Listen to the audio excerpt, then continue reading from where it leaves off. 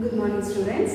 In the previous video, we discussed about conditions in Sale of Goods Act 1930. And in today's video, we are going to discuss about warranties, kinds of warranties, and how these warranties plays a role in our sale act. Okay, let us discuss about warranties.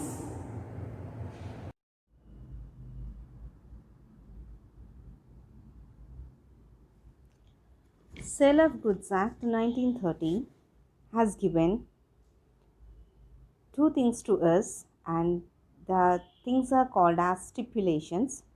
Stipulation means when a contract of sale of goods is made, it is between the seller and buyer, and they agree upon certain terms and conditions related to sale. They are called stipulations. And in this Sale of Goods Act, we have two kinds of stipulations. And in the two kinds of stipulation, number one is very important stipulation. They are called as conditions, that what we have seen in our previous video. And today we are going to discuss about the less important stipulations. They are called as warranties. So warranties are, when we take the word warranty, it is a stipulation. In certain cases, it is not that much essential as comparing to conditions, but it is a purpose of contract, and it is a collateral to the contract. Okay, so just what you are just check it on the slide. A warranty is a stipulation collateral to the main purpose of the contract, the breach of which gives rise to a claim or damage, but not to a right to reject the goods and treat the contract as repudiate. We already stated repudiate means reject. So when we observe this warranty, warranty is a stipulation which is collateral to the main purpose of the contract. So it acts as a substitute for the subject of contract. So warranty plays a vital role, but not that much as conditions. So here, when we observe clearly, if a when a seller and buyer, if they enter into contract, seller has right to put conditions, and all those conditions has to be accepted by the buyer, which we call it as conditions in our Sale of Goods Act. At the same time, this whatever conditions that are stated, the seller has to fulfill all those conditions by using the word warranty. So that's why warranty is called as a main substitute for the contract. Okay, ma'am? Now we move to the kinds of warranties.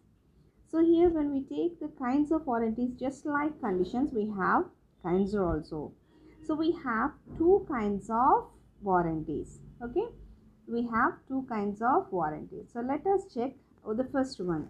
The first kind of warranty is express warranties. First kind of warranty is express warranties. An express warranty is a warranty is said to be express when the terms of the contract expressly provided for it. At the time of contract of sale, both the parties may agree upon any number of express warranties. Express warranty is nothing but it is an expression between seller and the buyer, and these warranties can be changed according to the agreement between the parties, means between the seller and buyer. There is no restriction that only one warranty should be there. It is a choice of the seller that what he want to provide to the buyer. Similarly, it is the option of the buyer that what he can ask from the seller about the good. So it is depending upon the agreement between seller and buyer. If warranty is the one where the seller will provide and promise to do the on goods and services, so warranty is an express one when both the parties agreed for a contract for number of times. It's not restricted because it is a expression or discussion between seller and buyer, that is express warranty. Now move to another kind of warranty, that is implied warranties. As you all know that implied means they are not express. Both the parties will go along with the time being by applying them in their contract. So just check it on the slide once about the implied warranties. An implied warranty is one which the law incorporates into a contract for sale.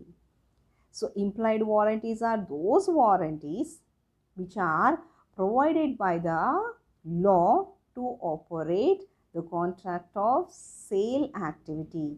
Operate means to incorporate sale activity. Even when no express representations have been made in connection with a contract of sale, the law implies certain representations as having been made by the parties while entering into the contract. So, in all situations, it's not compulsory that the discussion and agreement between seller and buyer on words or written. In certain situation, law will provide certain rules and regulations so that both the buyer and seller has to obey them and they have to apply them in their contract of sale. Law provides certain legal proceedings and legal representation so that both the parties will have to fulfill their needs and regulations so that the contract of sale will become a lawful contract in the eyes of law. Yes. So in this slide, we have different kinds of implied warranties.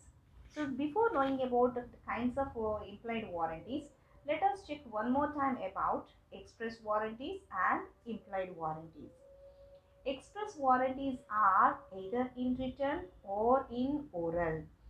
It depends upon the opinion and description of the seller to the buyer, and whatever is stated by the seller, if buyer accepts it, it will become express words between seller and buyer, and the warranty given by seller to buyer will become expressed one, because the seller may give a warranty of 6 months or 3 months or 1 year, and the choice of seller, and it is a warranty for particular product or for particular uh, part of good.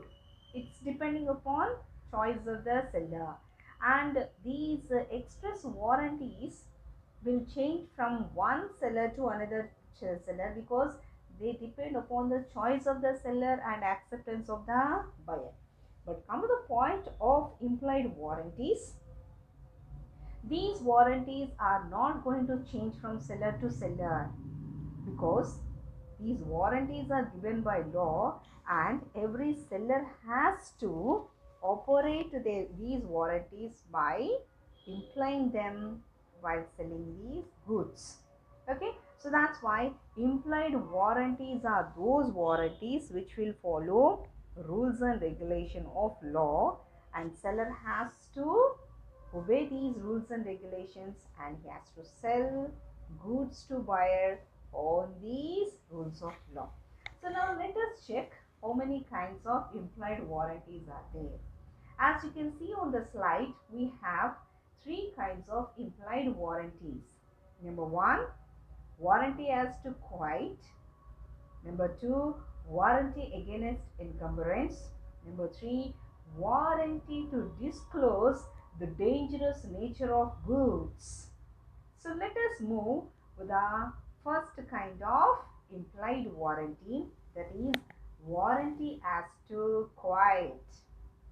Quiet is nothing but how you take possession of the good, how you occupy the possession of the good. So implied warranty of quiet possession.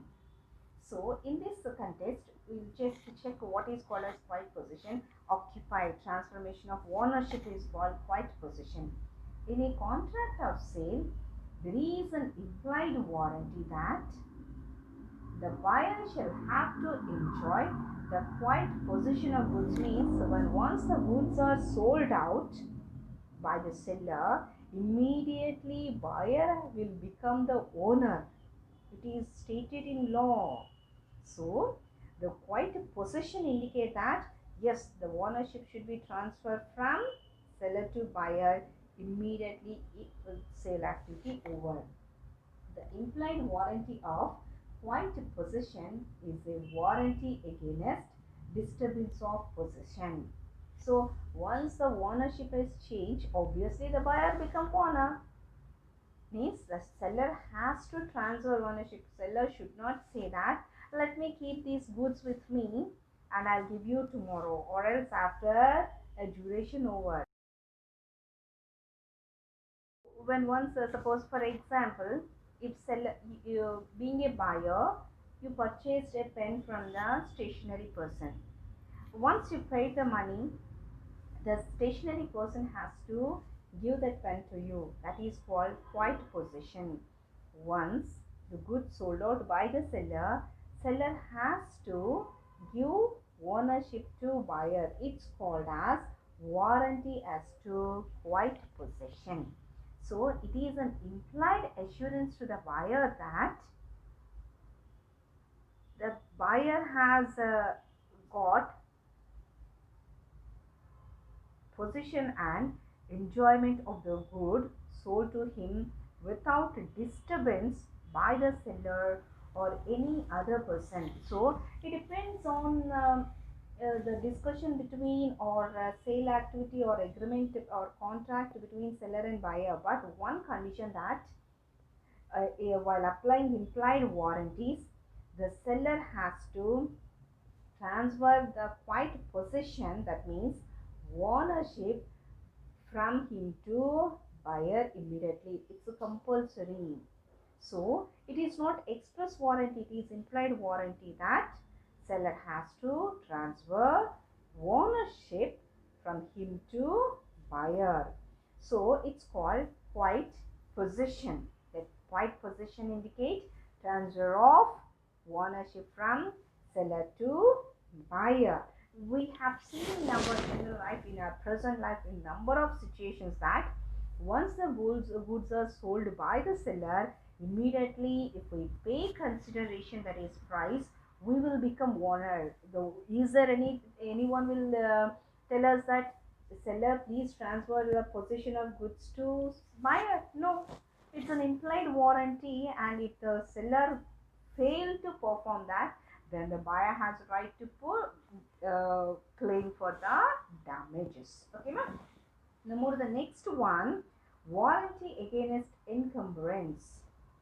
Warranty against encumbrance. Encumbrance indicate that there should not be any hurdle.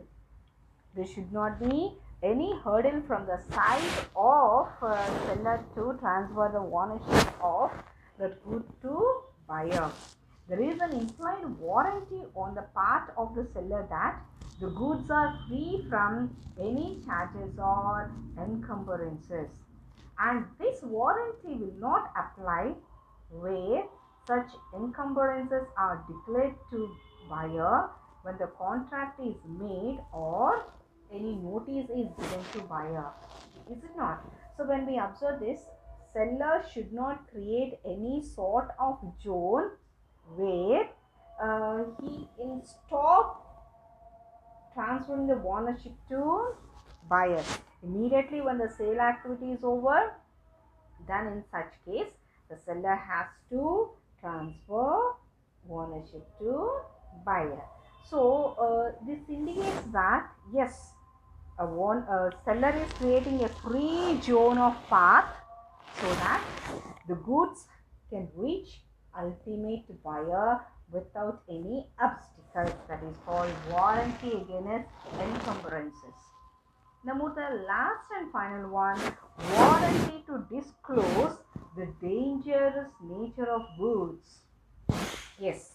So, dangerous nature of goods, that indicates that it is the duty of the seller to inform about what kind of good it is.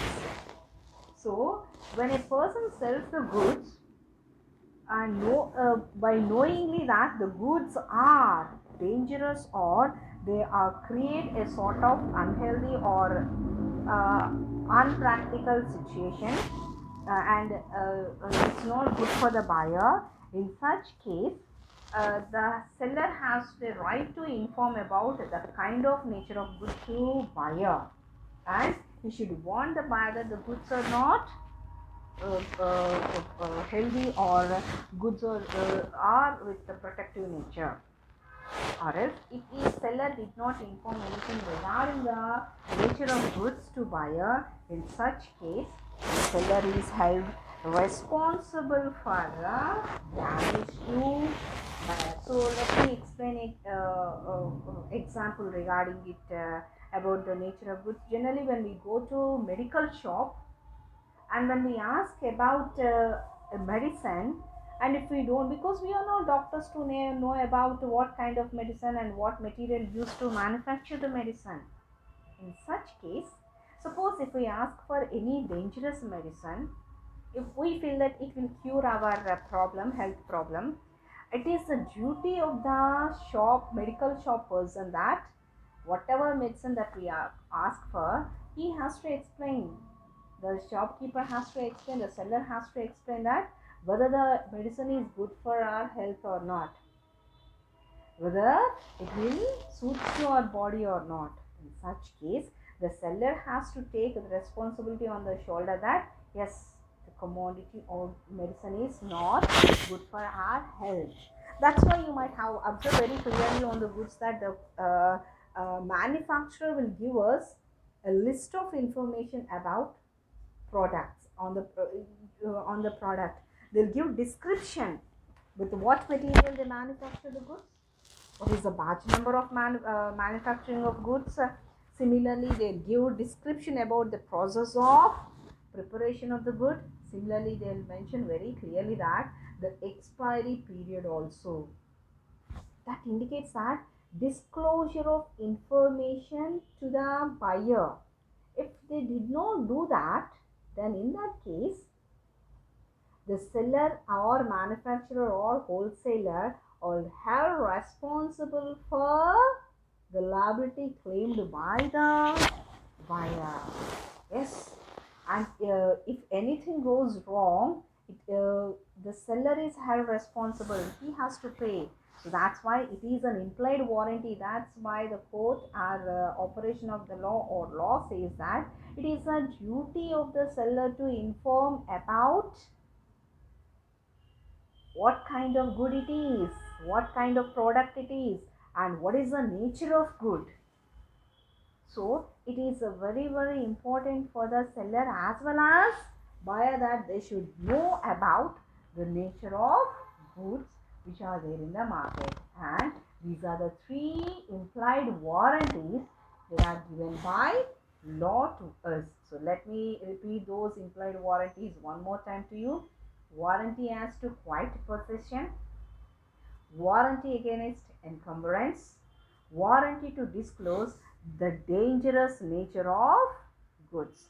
Now move to the differences between conditions as well as warranty. So conditions are different, warranties are different. Let us check what are the differences that they are going to differentiate these two uh, from seller to buyer. Let us check once the differences between conditions and warranties. Let's see on the slide once. I have given here the differences clearly. Stipulations. Stipulations that are essential for main purpose of contract. Stipulations are very important. And here when you observe, non-fulfillment of such will means loss of foundation of contract. These are termed as contracts. So these are termed as conditions. So every sale activity must possess the knowledge of foundation of contract, and the knowledge of foundation of contract we call them as conditions that every seller has to follow. A contract of sale cannot fulfilled unless the condition is to be fulfilled. So condition is compulsory. That means warranty is not compulsory. No, warranty is not compulsory. Why? Because warranty is there in the hands of the seller if they are express warranties. But condition is compulsory, that yes, every seller has to follow. What are the conditions that a seller has to follow? Condition to the title, condition of description of goods, and the seller has to give samples. The seller has to mention about quality and fitness. In warranty, no, it's not necessary. So a contract of cannot fulfill unless the condition is fulfilled, as it's true. But in the case of warranty, it's not necessary. Now move to another one. In the case of breach of condition, what will happen? And breach of contract warranty, what will happen? In case of breach of condition, the aggrieved party can reject the contract. Suppose breach means where we can where all these essential elements of contract are not fulfilled in breach.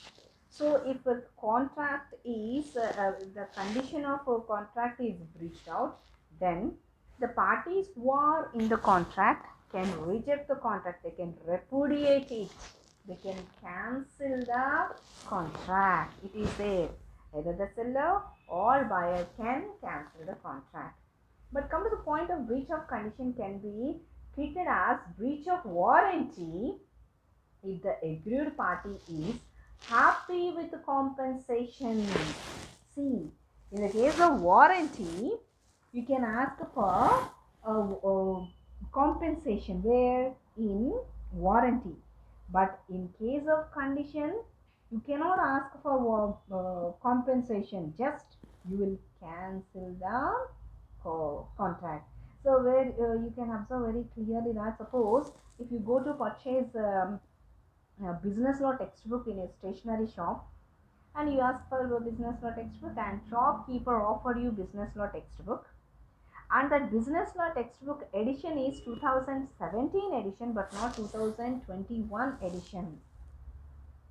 Okay, and the shopkeeper stated that if you like it, you purchase his order, no need. Condition, what he is saying, it's a choice of you, but I have only 2017 edition. So what is you can do? You are not happy with that, and whatever condition is stated by the seller, when you are not happy, you can't come out from an agreement from the shopkeeper. Means you can reject it. Similarly, the seller also, because the edition is 2017 edition, the seller can say that no, I am not going to sell it. Condition. So when both the parties are not agreed for a contract, then they can reject it. But come to the point of warranty, breach of condition can be treated as breach of warranty, not in all situations. In which situation you can treat it as a warranty? When a party is happy with compensation. When any one party, most probably in this case of warranty, a buyer will be benefited when he is ready for compensation to claim the damage. But such things of claiming damage or claiming compensation is not possible in case of condition, and it is possible in case of warranty. Now move to another kind of differentiation. Warranty is collateral to the main purpose of contract. Warranty will create a zone of area where both the parties can make their contract. And when come to the point of thing, the main contract can be fulfilled even if the warranty is not fulfilled. Okay, so it depends upon the choice of parties that what they would like to do. So condition is compulsory, and condition will play a vital role where the parties are happy with that. And come to the point of warranty, it changes from person to person. Okay. Next, move to the another slide. In case of breach of warranty, the agreed party can claim only for damages. Only agreed party can claim damages. Means most of the case the buyer can claim for damage.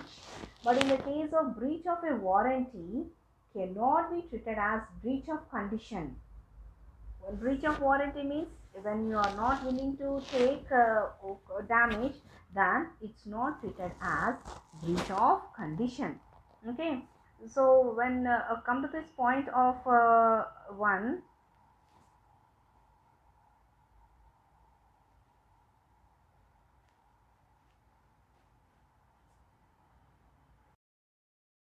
in case of breach of warranty, the aggrieved party can only claim for damage.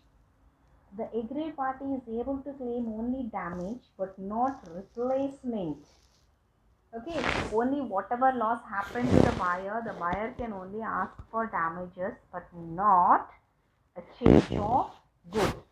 And breach of warranty cannot be treated as breach of condition. Means if anyone violate or any party in the agreement, if they say that sorry I am not going to, in that case that is not treated as breach of condition. Breach of condition is from the side of seller to buyer, but breach of warranty, when it is there, only the buyer is eligible for compensation. So to explain this, let me give a case so that you understand in a better manner. A seller contracted to supply basmati rice, and it is a very good quality basmati rice to buyer at rupees 100 per kg. So seller contracted with the buyer that the seller wants to supply basmati rice, and each bag is 100 rupees per kg is 100 rupees, and he supplied basmati rice, and he supplied inferior quality basmati rice with 80 rupees per kg. And the buyer, either you can do two things here: either repudiate the contract or accept it and claim compensation of 20 rupees per kg. In which case, in the case of condition, because the condition in this contract is that the seller has to supply good quality of basmati rice with a rupee of 100 rupees per kg. But what the seller did, he supplied basmati rice, and the quality of basmati rice is inferior, and is supplied with 80 rupees. So here two choices are there in the hands of buyer, that either he repudiate the contract, means he cancel the contract, or else he can claim damages. Okay, and come to point of warranty. Another example for a differentiation of warranty: a seller contracted to supply basmati rice, good quality of basmati rice, to the buyer with a rupee of 100 rupees per kg, and he supplied the agreed quality of at agreed price, but he delivered this to buyer after 15 days of uh, agreement. Here the amount of breach of warranty, and only he can claim damage for late supply. So here you cannot cancel the contract in warranty, but in condition the buyer can repudiate the contract. Okay, and come to the scope of condition. Condition is a wider term. It changes from seller to seller, that what we discussed.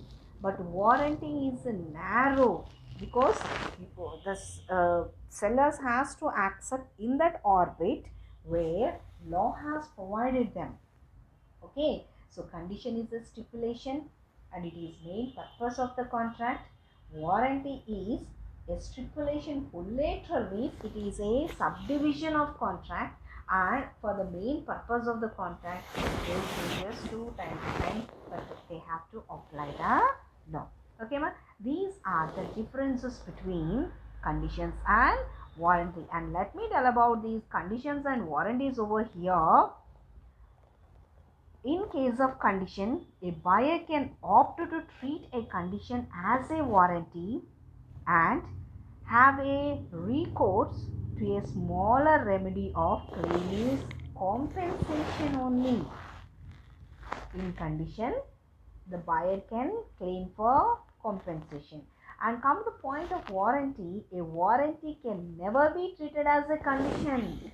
Warranty will changes, and seller has to apply the rules of law while doing sale activity. Okay, so in this concept you can see very clearly that how conditions are important, similarly how warranties are important, and warranties are only collateral to conditions.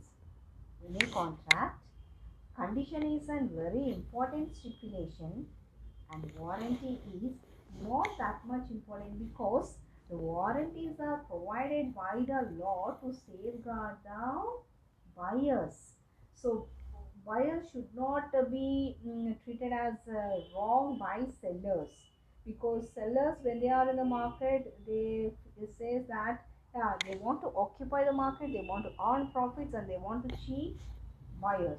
So that's why, to control sellers, warranties are given by law, and every seller has to apply these laws. Okay, students, this is about warranties in Sale of Goods Act 1930. In next session and in next video, we will discuss about an important topic. So,